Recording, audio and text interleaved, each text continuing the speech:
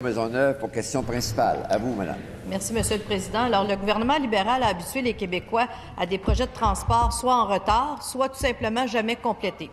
La ligne bleue dans Anjou, la rue Notre-Dame, la rue Souligny et même le REM voit ses délais s'allonger présentement. Un des projets qui démontre le mieux l'immobilisme du gouvernement libéral, c'est le SRB P9. Ça fait plus de 15 ans qu'on en parle. En 2009, le gouvernement libéral promettait que le projet serait complété pour 2013. Ça, c'est il y a 4 ans. Nous sommes en 2017. Il n'y a même pas une pelle de sortie. Est-ce que le nouveau ministre des Transports peut nous donner aujourd'hui une date claire quand les Montréalais pourront embarquer dans le SRB P9? Monsieur le ministre des Transports. Merci, Monsieur le Président.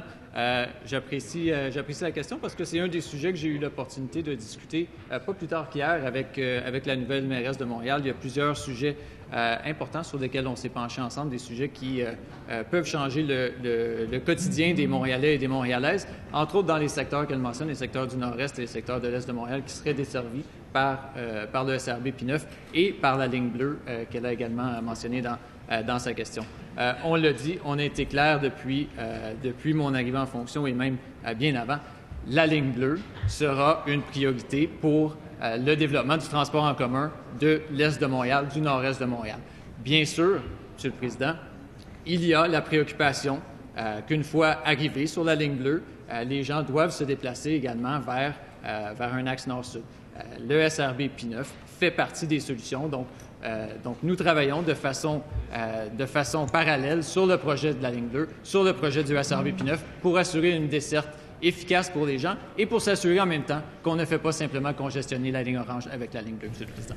Première complémentaire, Mme la députée Chalaga-Maisonneuve. Quand ça touche l'Est, Monsieur le Président, quand ça touche l'Est de Montréal, c'est toujours plus long, toujours plus compliqué. La ligne bleue, on l'attend encore.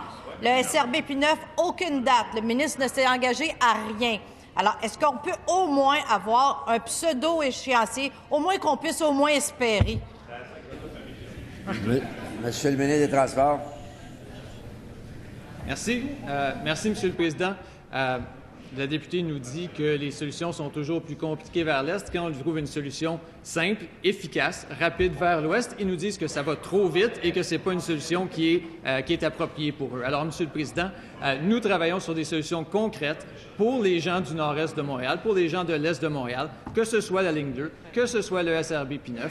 Ce sont des solutions sur lesquelles on travaille avec l'administration municipale à Montréal, avec la communauté métropolitaine de Montréal, avec la Société des transports de Montréal pour améliorer au quotidien les déplacements des Montréalais. C'est une priorité du gouvernement, Monsieur le Président. Deuxième complémentaire, Monsieur le chef de l'opposition officielle.